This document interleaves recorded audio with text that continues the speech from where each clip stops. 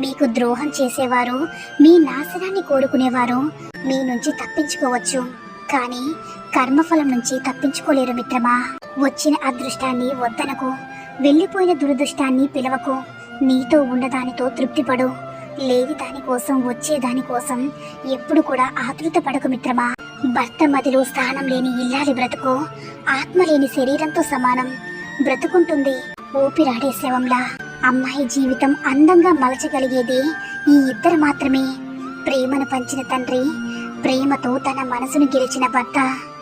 మగాడికి నిజంగా ప్రేమ కావాలి అనుకుంటే పెళ్ళాం దగ్గర దొరికినంత ప్రేమ ఇంకా భూమి మీద ఏ ఆడదాని దగ్గర దొరకదు. ఆకలితో ఉన్న జంతువు కంటే అత్యాశతో ఉన్న మనిషి చాలా ప్రమాదకరమైన వాడు. నీలో అహంకారం పెరిగే కొద్దీ పతనం ప్రారంభమవుతుంది. అధికారం, హోదా చూసి వచ్చే మర్యాదలు, పొగడ్తలు శాశ్వతం అనుకుంటే పొరపాటే.